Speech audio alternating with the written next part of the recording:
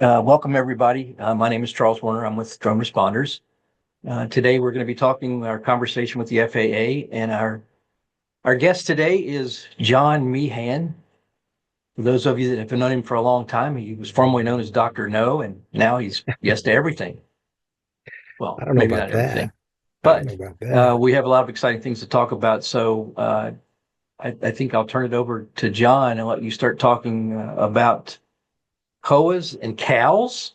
What's this thing about cows? And here's Mike O'Shea. Well, thank you very much. I see a lot of familiar names on the attendee list. And so hello, everybody. It's nice hopefully you can put a name to the face and welcome Mike O'Shea, my colleague here. But yeah, there's been a lot of activity, a lot of things going on with public safety, and I see quite a great turnout today. So I imagine there's a ton of interest in this. Uh, I think I'll start really kind of with a broad overview. There's really two paths that many of the people on this webinar, there's kind of two pathways, two general pathways that many of you can go. Uh, One is under Part 107, right? And the other is under Part 91. They're both Title 14 of the the Code of Federal Regulations. And under Part 107, we've been working, as many of you already know, we've been working on trying to get expedited waivers, combination waivers to enable you to operate beyond visual line of sight, operate over people, operate over moving vehicles under Part 107 in an expedited process. And that seems to be going pretty well. And we can certainly talk about that if you want, but I know the greater interest is on the more recent development, which is regarding Part 91, Certificates of Waiver, which is what you just referred to as a cow. These are these are certificates of waivers is the COW, certificate of authorization is a COA. They're both on the same form, the FAA form 7711. In fact, the form itself says certificate of waiver / authorization. A waiver is the waiver part of it is a waiver to a regulation. And under Part 91, under the new waiver template that we've been working on, you're actually getting a waiver to, I think it was 9 regulations, whereas under the COAs, they were typically only waiving 91, 113. Hi, Kerry, we do see you. And but under these new certificates of waivers, these are another expedited product. I'm going to call it a product, but it's really an expedited waiver for a small subsection of the industry. This is available to you have to pass really 2 gates so far. This may change. By the way, it's probably a good idea to take a step back and say this is still very new. It's very much going to continue to change. I think we're tweaking it. Uh, so what you see today or what you've heard already, it may change in the next week or two. So these are continually evolving. These are continually changing. So please, keep that in mind. And many of you have been on using COAs for 8, 9 years. They're going to sort of look similar, but anyway, the idea here is you have to first be to operate under this new combination waiver. This is a Part 91 waiver, so you you have to be eligible for Part 91 operations, and so this is really a public aircraft. You have to pass the first gate. The first gate is you have to meet the statutory definition of a public aircraft, and this was defined by Congress, and it's in the U.S. Code 49 USC 40102, subparagraph A, subparagraph 41. That's what a public aircraft is. And then there's a subset of that you has to also be a public safety organization. that was defined in the most recent FAA Reauthorization Act. And I'm going to paste that in. I actually prepared this, and so I'm going to paste this into the chat. Like, okay, well, what's that? What's that PSO? And so I'm going to paste it here into the chat and just make it for everyone. I can only do it for panelists, I guess. So Charles, you'll have to Oh, yeah, sorry. dump that in there. But anyway, that's what the definition of a public safety organization is for in terms of eligibility for this. So it's you got to pass the first gate, public aircraft. Second gate, you're also a public safety organization.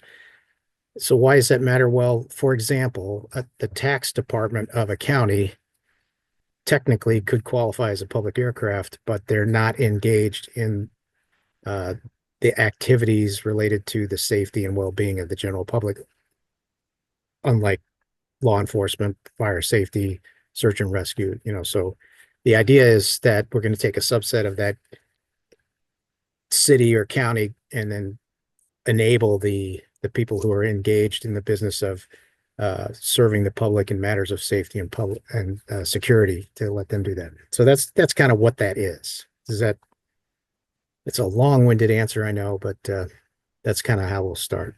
But this enables basically some beyond visual line of sight operations. It enables visual observers or not visual observers.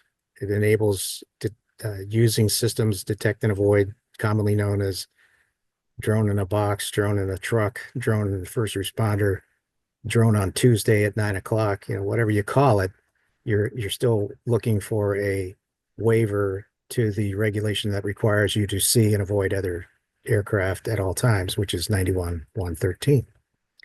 But that's kind of, how's that for a start? Well, let me jump in for a little bit to give you from the outside view looking in.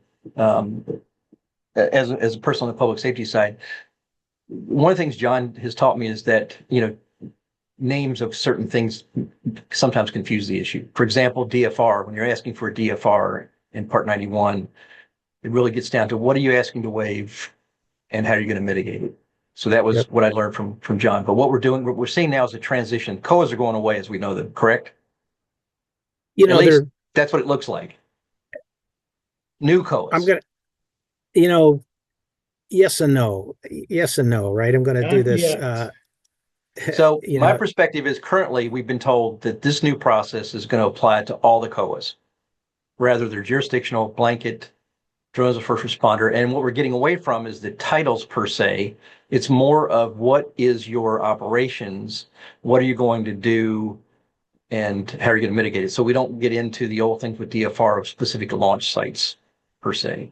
Yeah, I mean, one of the issues we constantly run into, and we've all talked about this before, is what DFR means 10 different things to 10 different people, right? And to the FAA, you're asking for a waiver to 91-113. I mean, and you might be asking, so you call it what you want. From the regulatory point of view, remember that what you're really after in terms of when you're talking to us is, hey, we want to be able to we want to get some relief from the requirement to see and avoid with our own eyeballs, which is kind of the way the regulation is written, right? And we're going to do this by doing this, and this, and we're going to use this, and this kind of system. And what's, good in Newburgh, New York, might not be good in Easton, Maryland, so they're all kind of different there. But yeah, the idea is that if these blanket jurisdictionals, tacticals beyond, again, what are they? They're a waiver to 91-113. Right? That's what they are. They're kind of different things to them, but I think you're going to see those disappearing. But that's Mike and Kerry may have more information on that. And again, this is still evolving. We're still kind of finding our way through this. I think my goal working with you, John, and the FAA is to get us to one process that says, what are you doing? What are you doing to mitigate it? And how you're going to operate with your ConOps. And just to give you I put a link in the chat, which is our drone responders list of the information that first came out that says, for example, let's focus on DFR for a minute. if you want to do DFR, which a lot of people have been waiting on because of the whole thing of getting a visual observer off of a roof, that's the big thing. So that process now has changed, and you correct me if I'm wrong. But number one, Yeah, you can in this new 91 waiver, there's provisions in there that you can operate visual line of sight, or you can operate beyond visual line of sight. You can operate with visual observers or without visual observers. So it's a very flexible thing. But if you're gonna, for example, I was just looking at it before the show here. Uh, if you're gonna be in rural areas, you're gonna need visual observers. If you're gonna be operating in congested areas, the waiver, that I'm looking at in congested areas, you can operate without visual observers as long as you stay below 200 feet or within 50 feet of an object, and no higher than 400 feet. And if you want to go above the 200 feet, then you got to start adding systems and adding that detect and avoid electronic. So it's, then it gets a little bit more complicated, if that makes any sense. I'm not sure if we lost Charles or not, but some of the questions, I'm sure, how do you get one, right? So I'm gonna put an email address in here, and hopefully Charles can forward that, but you're gonna send an email to the address that I've just posted here, and you're gonna ask for this packet of information. You're gonna tell them that you're a public safety organization that is also a public aircraft, and you're interested in the 91-113 waiver, and you're going to send an email to that address and ask for that packet, and then they'll send it to you. I think I see a question here while we're waiting. I think Charles is kind of going off.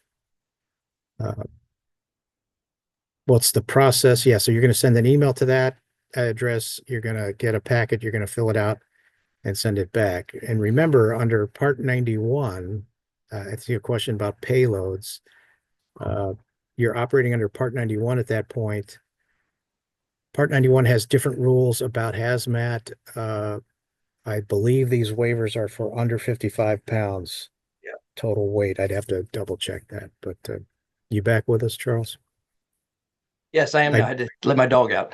Sorry. Okay, I put an email in the chat there. If you could copy and paste that, send it to everybody.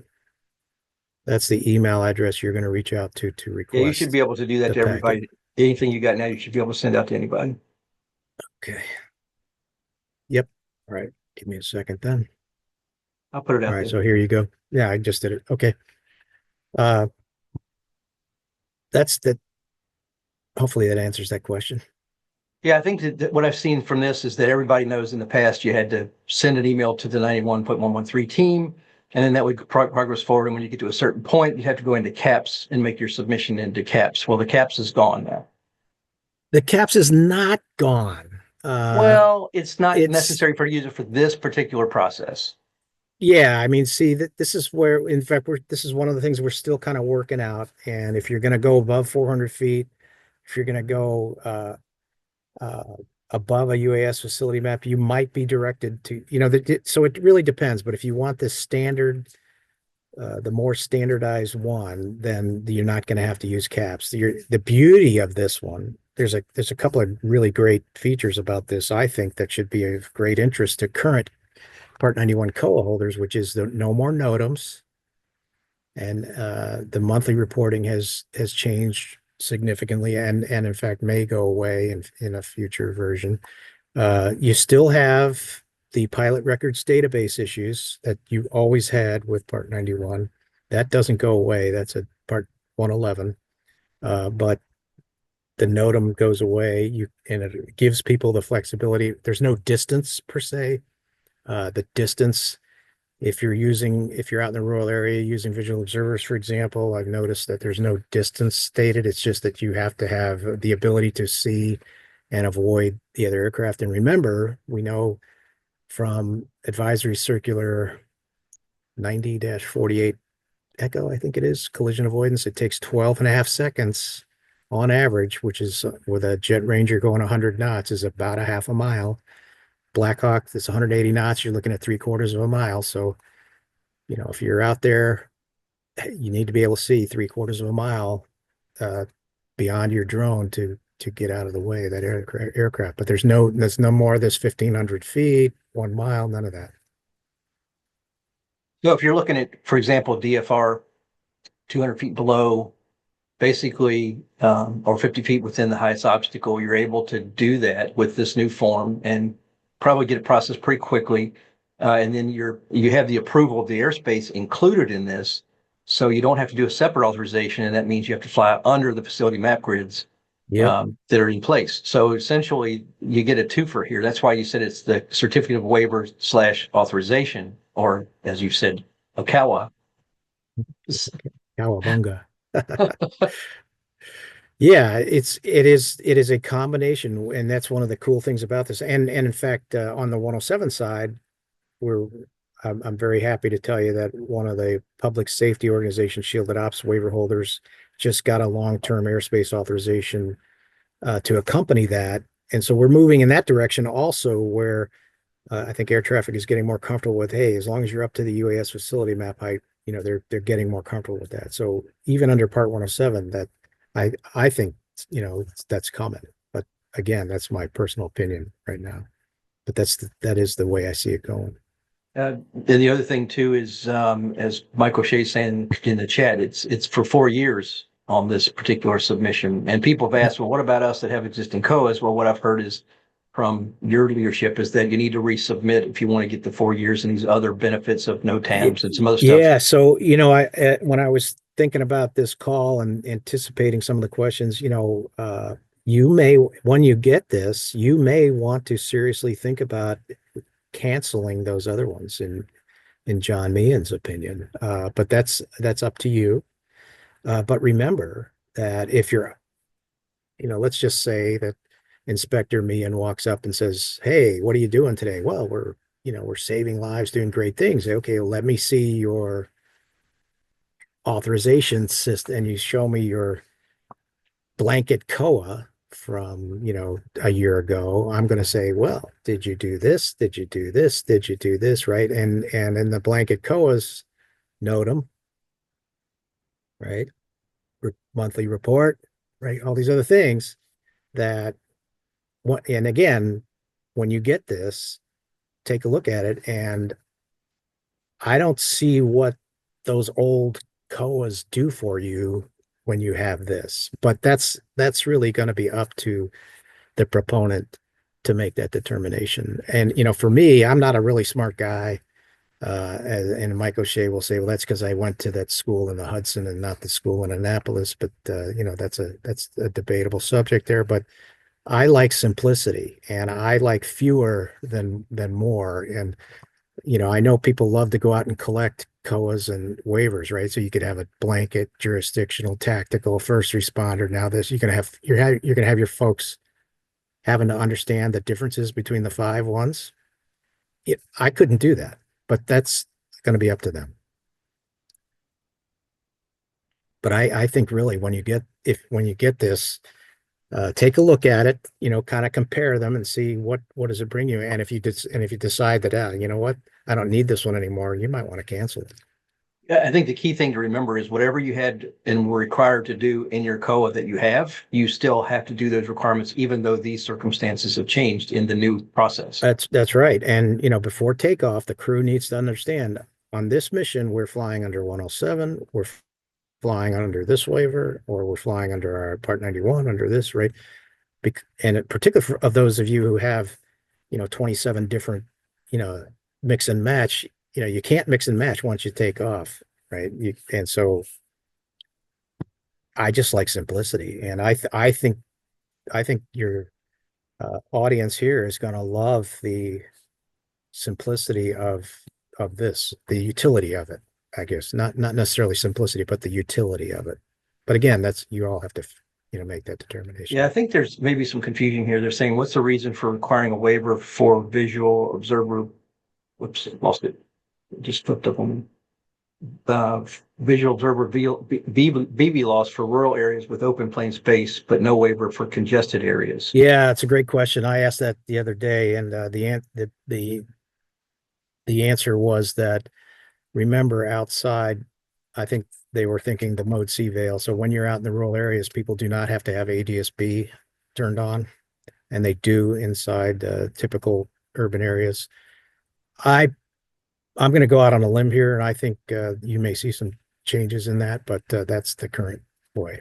Now you could have mobile detection systems and probably get approval for that. But again, if you want to operate, like, you know, what are you doing? You're operating in a way where you cannot see and avoid another aircraft. How are you going to do that? Right? You're going to do it many different ways, right? And there's no big sky little drone that's not going to cut it, right? So, but I think that's the reasoning that I heard was that it was because outside of urban areas, there's going to be a higher likelihood of non-participating aircraft. But I have Not heard as transmitting. well that that's going to change. But John's just telling you what's written in the Yes. documents now, and there is Yes. a big evolution that's coming forward. I mean, all this is a huge change, and somebody's asked for an estimate. I would say that we're going to go from months to weeks in this process, because it's a much faster process. I mean, you now have an email that you send.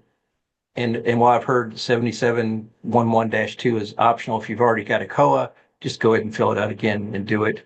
I've heard if you've already got a COA and you've done a public declaration letter, you don't need to do it again. And then I've heard there's some disconnect still with this process. So send it in anyway so that you've got it all together. You won't be asked for it separately. Then there's the public safety organization letter that says you're a public safety organization and what you're going to be doing. And then there's a questionnaire, which is designed to help with the CONOPS.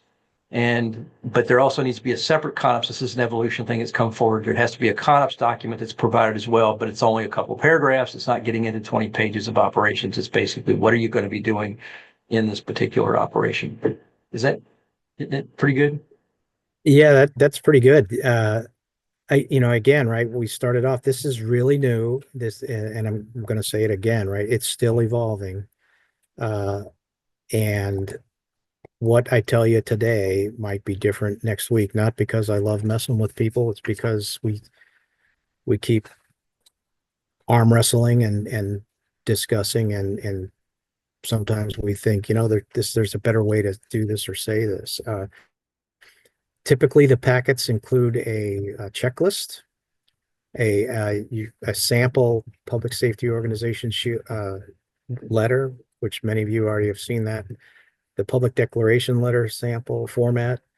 You're going to get a blank 7711-2, which is the old waiver application form that fell out of use in the last 8 years. You're also going to get a thing called a CMD. I think EAA that's form. the criteria for making determinations for detect and avoid. So CMD DAA.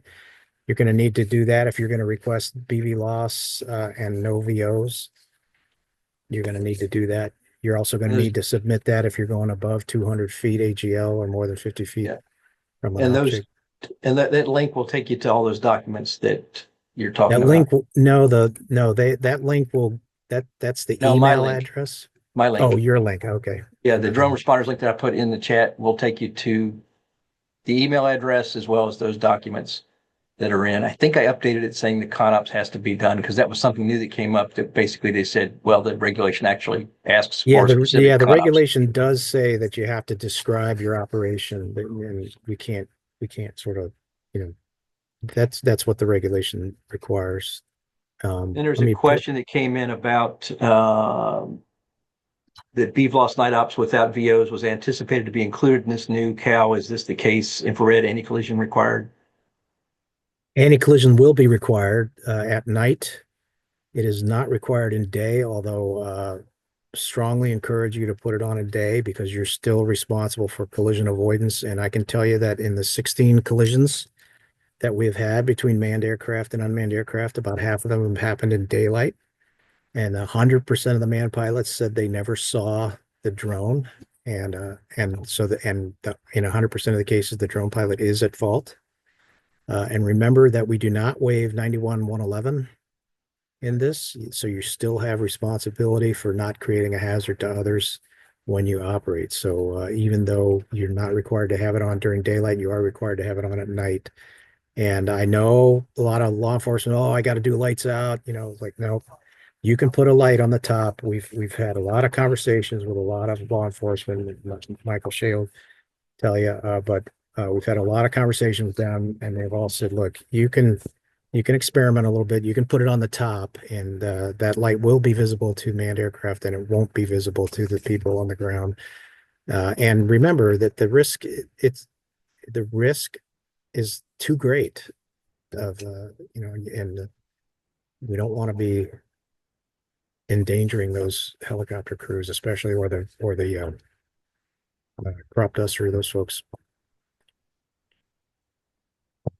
It What else says, you are got? you limited to one cow per department?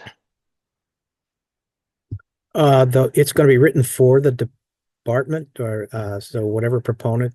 So if you write it for the city of Meehanville Police Department, it'll be written for the city of Meehanville Police Department. If you write it for the city of Meehanville, it'll be written for the city of Meehanville. But remember that you have to be a public safety organization in addition to being the public aircraft. So that for now that may change.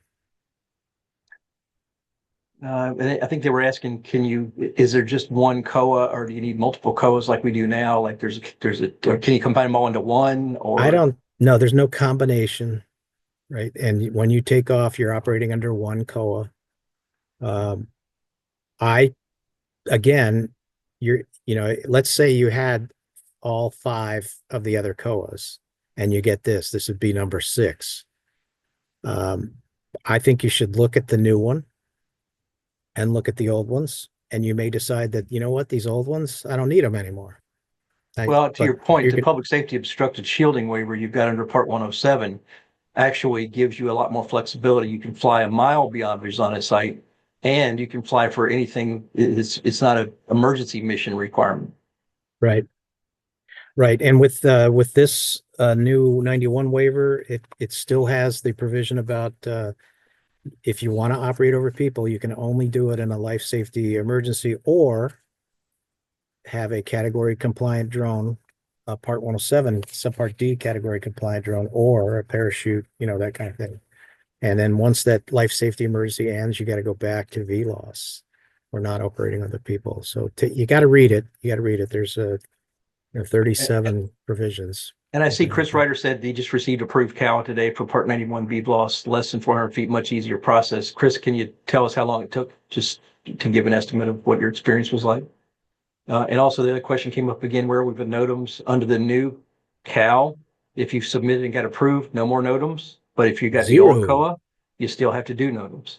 Yep. Whatever you had to do before and what you have with whatever you have, you got to do. That's why I really encourage you all to, when if you get a new one, you might want to decide to cancel the old ones.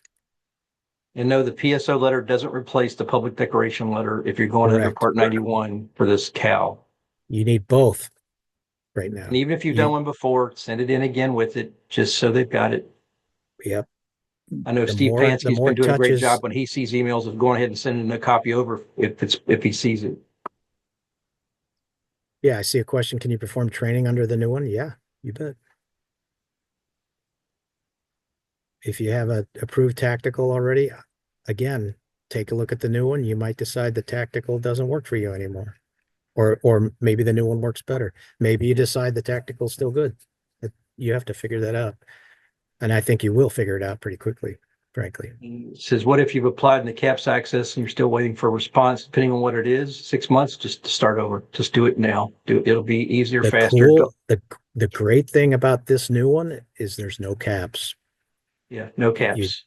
And what's going to happen is that once they get to your application in CAPS, they're going to send you the information and tell you to go through this process. Yes. What they're starting to do now. Yeah. So you can get ahead of the game and go ahead and apply for it. And remember, if you're going through the CAPS process with what you're doing now, you're going to be stuck in the old model if you actually get approved on that, if they follow through with it. So you don't want that anyway. Yeah, by the way, if you all would put your questions in the Q&A, it's better to get captured that way. Yeah, we can manage it better. Yeah.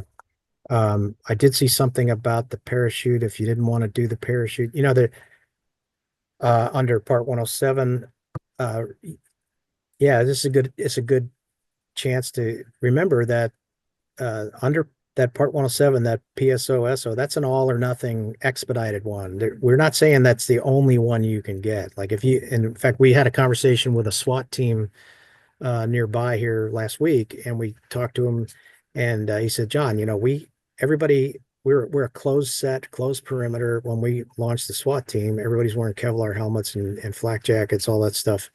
Okay, well then you probably don't need the prop guards but you need the BV loss. So go in and to FAA drone zone, and you want a waiver to 107.31, like this fella just asked, and you want to answer all of those 40 plus questions that are the waiver safety explanation guidelines for Part 107.31. And then, that's how you do that. So that PSOSO, that was an all or nothing if you want the expedited combination waiver.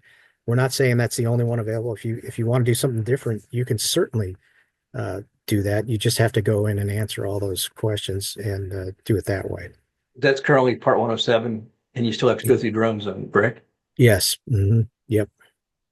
Hey, Charles, Matt Slauson asked about, can you confirm that previously only governmental missions were allowed? And I don't know if you know, Matt, that actually changed probably almost April 2 years ago. Yeah, almost 2 years ago.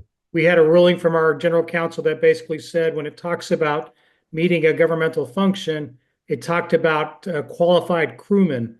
And since there's no crewmen on the drone, they were able to say that it doesn't have to meet the governmental function test, which means that you can use it for training, for whatever. Yeah, that was a big one. We were jumping for joy on that one.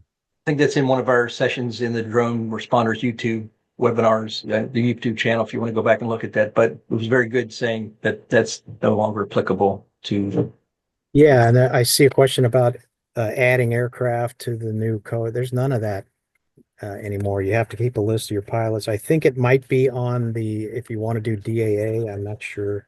I'd have to look at that. But, on these new 91, 113 waivers, we don't require you to tell us, all your drones, because you have to keep a list of your pilots. You have to do the maintenance. You have to keep records of that stuff. But we're not that you don't have to do that either. Yeah, and like I said, in the ConOps, you don't need to put in your launch locations and all that stuff either. So well, you might. Yeah, I mean, this is the other thing. Is one of the questions you're going to see in this waiver, the very last provision. I was looking at this today. The very last provision: operations conducted under this waiver are limited to the location or plural as described in the waiver application. So this is actually a great point you raised. So what does that mean, right? It means if you say in there that we're only going to use it between Third and Elm, they're going to say, okay. They're going to say, okay, right? But if you say, I want to use this nationwide Class G, so make sure you can live with what you've entered in that application. I think the whole thing is continuing to be refined as to what needs to be. Yeah, but again, right, some entities have been very specific, like we're only going to use this, here and here, and then the waiver team's gonna be like, okay, right? But if you want to limit your, like, for my image here is the campus of West Point. If I only wanted to operate it within the 99.7 airspace of West Point, I would say that. But if you wanted to operate it somewhere else, why limit yourself? So be careful when you answer that question, because you'll get what you wish for. Do you need a public declaration letter to get this? Yes, you do. You need both a public declaration letter and a separate letter right now. Hopefully we can get them combined, but you need to also state to the FAA that you're also a public safety organization as defined in, as I already put that on in the chat. And then it says, will monthly reporting still be done through CAPS? I don't think so. No. Well, it will be if you're operating under your old COAs. Yes, that's good point. Yeah, if you're under the old system, yes, you have to do it. If you're under the new system, no. And it's much simpler. And I very hopeful that monthly reporting will disappear under the next version, but Yeah, that we're working on that. I've been pushing very hard saying, one, what's the purpose? Is somebody going to look at it? Do we need it? Under Part 107, similar waiver for DFR, you don't have to do a report. Why do we have to do it here? If these things are being well received, and I think there's kind of a new thought process on that. Yeah, I see a question here. Manned aviation must stay 500 feet away. I think I'm a former helicopter pilot. Let me tell you, you got to get that out of your head. They can be below 500 feet and particularly medevac and police. Uh, so, and I think to that point also, they can be anywhere from the surface up, and don't assume that you've got a buffer. And I thank you, Henrik, for raising that. I know that's not, I know I've kind of twisted what you said. I know that, but I wanted to, it's a passionate thing for me because I hear a lot of public safety say, well, those guys shouldn't be below 500 feet. It's like, dude, get that out of your head. They are going to assume they are always below 500. We had a very well documented near midair in El Paso, a medevac single engine helicopter on a hot and high day took off from the hospital and was transitioning back to El Paso Airport, about a 1.5-mile flight. The airport tower said, stay out of the traffic pattern, Mr. Helicopter. So he was at 300 feet, flew 100 feet below a drone that was doing a construction site survey.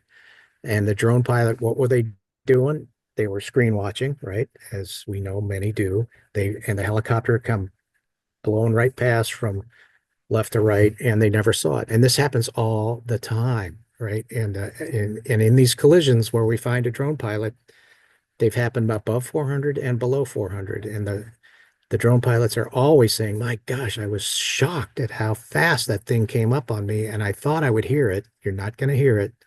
I thought I would see it. You're not going to see it. And if you want to do a great experiment, I always like to stand on a field.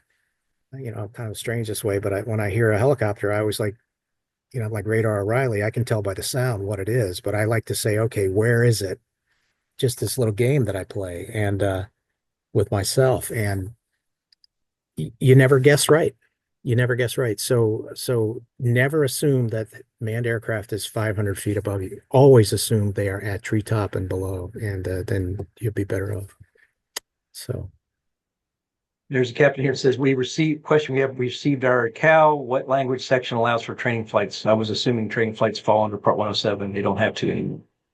Yeah, so that goes back to the in the early days before there was this interpretation. Remember, there were these legal interpretations about what was a governmental function. And I mean, I don't want to dwell on this, but the governmental function now for drones is no longer a consideration. Governmental function only comes into play when there's humans aboard. So that was the problem with these COAs in the early days, which was only the federal agencies had the ability. If you look at the law very literally and very carefully, as we were doing in those early days, it didn't say anything about states or local levels doing training. Anyway, that's all out the window. So you can train under Part 91 COAs. You can train. That was a legal interpretation, April of 2024, I believe it was. And that governmental function test is no longer applicable to drones. So hopefully that clarifies that. I got a message here from you from Lance Lee. It says, Meehan, calm down. You're going to make this all easy and gain way more compliance this way. Yeah, I know, right? Yeah, I'm a huge believer in clarity enhances safety. You've all heard me say this, right? And if you understand it, then believe it or not, I assume that most of you are good, compliant people. And I know there's no authority people particularly in law enforcement. I know that they all love authority and they all love taking direction. I know. There's a question: Are there pathways or recommended steps for FAA certified civilian drone pilots to collaborate with local SAR or public safety teams? I love that question. I don't want to be dominating everything here. I'm going to let Mike and Kerry talk too, but I have always advocated, in every hurricane, every earthquake, every flood, whatever, always exposes a challenge with lack of enough resources to mobilize, right? And why not, before a disaster strikes, why not get civilian volunteers into the incident command training system and credential them and get a list of people who are squared away before disaster strikes. And so when, John Meehan walks up and says, hey, Chief, can I fly my drone? You'll be like, who the heck are you? Well, you already got your list, right? And so I would encourage a lot of these entities to do that. The Civil Air Patrol has a great training program for incident command structure as well. And so I would encourage entities to do that. And you could actually take ICS 100 and 200 on the FEMA's website for free, and 700 Yeah. and 800 as well. So you can do all that free. But I would suggest you become affiliated, as John's saying, with the organization up front, and maybe even become a part of or a volunteer for that organization. So you're actually operating as a part of the organization as opposed to operating separately. You can also do service, and you can lease services, but that requires a different agreement. But again, you have to be recognized as an agent of that or responder. Leasing, right? Public aircraft, there is an issue with leasing, don't forget, where there is not an issue under Part 107, but as a public aircraft, you have to have, if you're going to use a leased aircraft, it has to be an exclusive lease for more than 90 days. You can get more information about that in Advisory Circular 00-1.1b. But yeah, there is an issue with leasing under a public aircraft. Okay. That's not an issue under 107. And you can work with an organization where they can actually get some of these waivers or public safety obstructed shielding waivers, and then you can work with them as a volunteer or as a member if they pay you to fly those missions under their umbrella. Yep. What else we have here?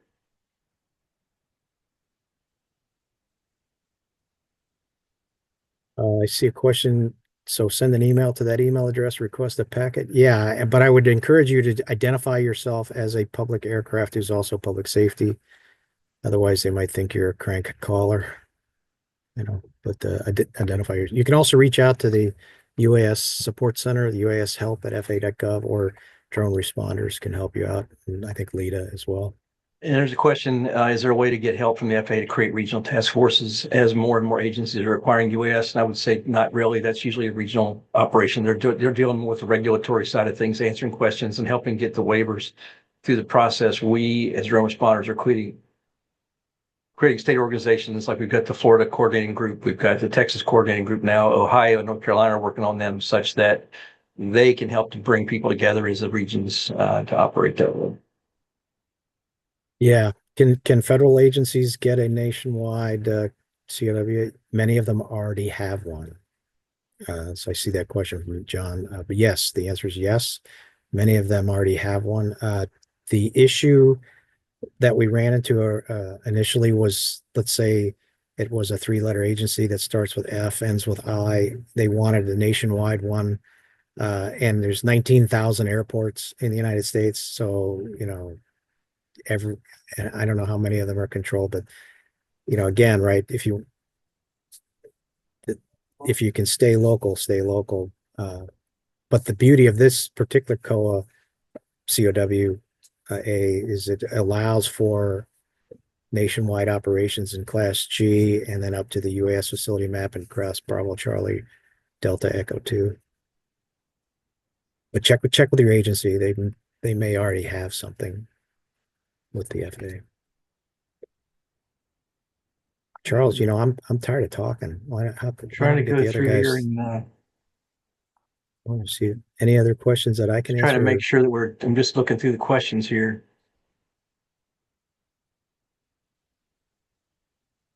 John, I have a question. Yes, sir. Am I allowed to ask questions? As long as they're easy. Okay, you just mentioned, and I'm sure someone else is thinking this. You just mentioned that with the new COW, you Class G and controlled airspace up to the grid altitude. Where do they still need to go through Lance Yeah, great Or question. is that done? No, it's a wonderful question. So Lance, one of the issues that we've had in the past was Lance is not set up to handle Part 91. So that was one of the things that was driving folks to get these jurisdictional COAs, right? And so Lance is only good for rec flyers and only good for Part 107. So now these new waivers, they do refer you to looking at the Lance application or the UDS, that's the UAS facility map. You'll have to look at that to see what's the UAS facility map grid height. But yeah, that's a great question. Part 91 can't get an airspace authorization from Lance. That's been an issue. And it's one of the great things about this particular waiver / authorization is because it's already basically pre-approved. It's written into the waiver. It's technically both a waiver and an authorization. So air traffic is a pre-approved, Well, them going in there. yeah, and I find it interesting because, we are an agency who loves our statistics and our numbers. And I always see when we're reporting on authorizations and things of that nature, how many Lance authorizations have been given out since its inception. But now we are allowing operators in the airspace, and there is no traffic count, if you will. Yeah, there wouldn't have been under Part 91 COAs anyway. That would have never hit the numbers. Right. So this doesn't really affect it, but yeah, for any of these long-term, I think under Part 107, they're calling them wide area airspace authorizations. But yeah, that's also there. And again, what I'm telling you guys, you folks today, and this is all pretty new to me as well. So I'm giving you kind of the best that I know now, and a week from now, 2 weeks from now, it may be different. It's not going to be a whole lot different, but I think as word gets out and more of you talk amongst yourselves, I know you do, you'll see what this does. But I would encourage you, if you want this and you qualify for this and you get this, I do encourage you, take a look at your other pre-existing COAs and decide if maybe it's an opportunity to slim down the number you have.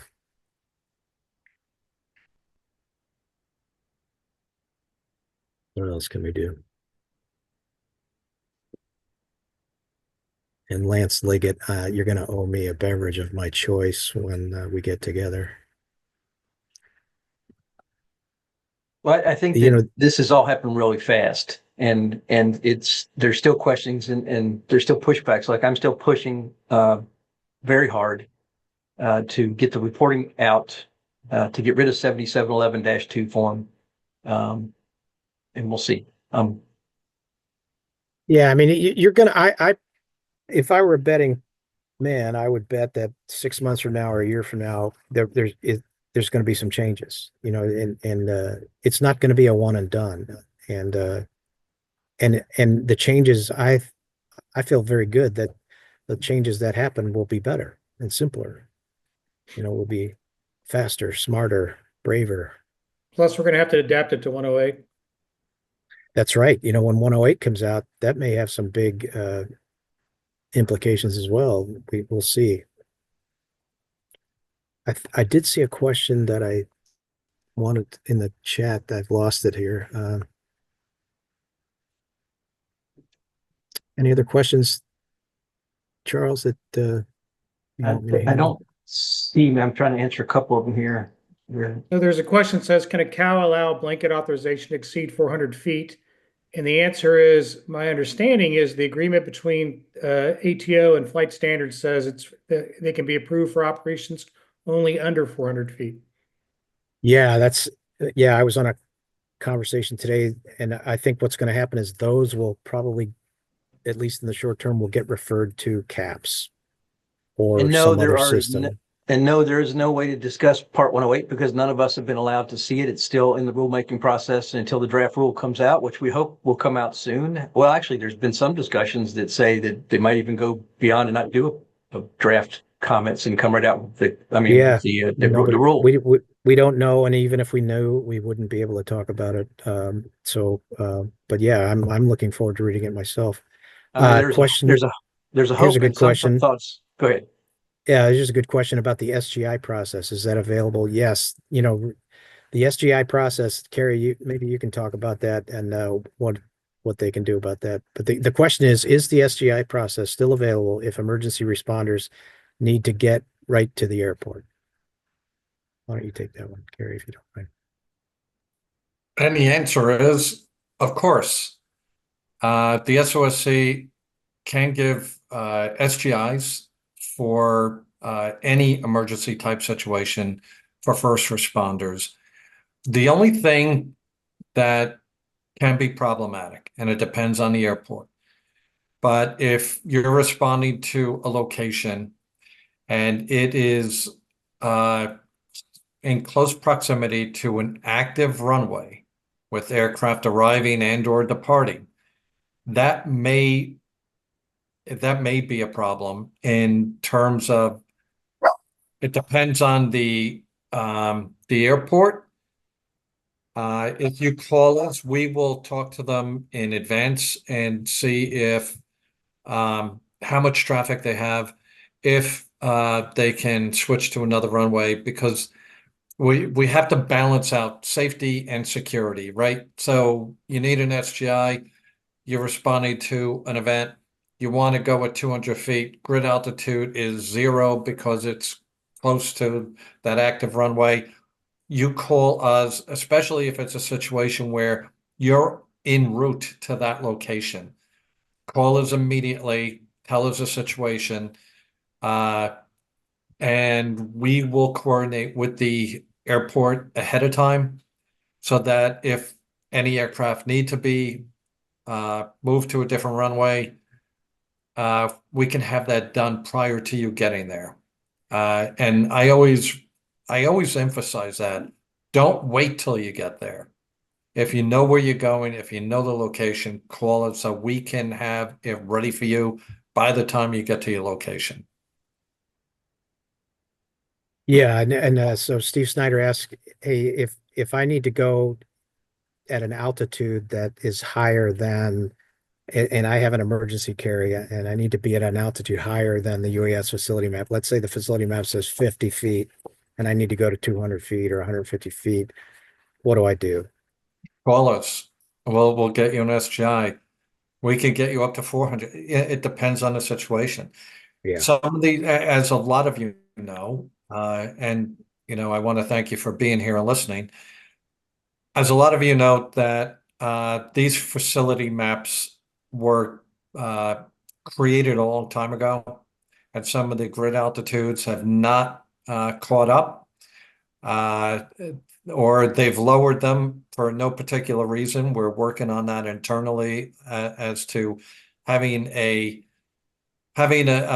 process where we can go to a particular airport and say, hey, you need to rethink some of your grid altitudes because they don't make sense. If it's not near any active runway, if it's not on the airport itself, we've seen, some of these locations where it's 50 feet and it's 2 miles from the airport and there's nothing around there. So, if you ever see things like that, shoot us a message, shoot us, and say, hey, I'm operating in this jurisdiction. This is one of our airports. And, we try to operate, in this area, but, some of the grids don't make sense. But back to the question. So if it says 50 feet and you need to go to 200 feet or you need to go to 400 feet, you come to the SOSC and we'll try to make that happen. The only time we would not be able to get that for you is if there was something going on at that time with commercial aviation or manned aviation, and to allow you to get to that altitude would mean that there would be a possible safety issue. Safety could be compromised. But generally, now we actually have the authority to call the air traffic folks and just tell them, we're giving you an SGI at that altitude. And if they can't tell us any mitigating reasons why you can't have that altitude, you generally get the altitude that you need. Yeah, that's great. That's a great Preferred point. I email mean, address to contact the SOC, I will type it in the chat. one thing we recommend is, don't forget that the dispatch can make the contact. So if your team is en route, or maybe you're in a place that you can't speak, don't forget a dispatcher could send it. So I always recommend having the SGI form with dispatch, and you could even have it pre-filled out with the top half. Question came in, how about unlocking our aircraft for that airspace? Remember that the FAA's got nothing to do with locking or unlocking. That's with your drone manufacturer, so you should reach out to them. Another question, is there any distance limitations in this under 200 feet, 91, 113 waiver? No. The limitation is based on your ability to detect another aircraft, and you're still responsible under 91, 111, but there's everybody's vision is different. You're still responsible, but we're not getting into splitting hairs. The PSO waiver was done as a low-tech solution to get people what they needed, and most people told us that a mile was plenty for them. Right, You can always request longer. So I'm go going to ahead. exert Sorry. executive privilege now to stop the conversation on this. Before everybody leaves, I want to do something special because we were going to do this at the national conference, and unfortunately, the person who was going to receive this wasn't there, so we're going to do it now. This is for this is for Michael O'Shea. Mike, we wanted to give you a Public Safety Leadership Lifetime Achievement Award, and basically it says this: you're recognized for your dedication as a public servant at the local, state, and national levels. Throughout your career, you have demonstrated a visionary professional leadership style that has supported public safety agencies across all disciplines as an advocate, a mentor, a friend.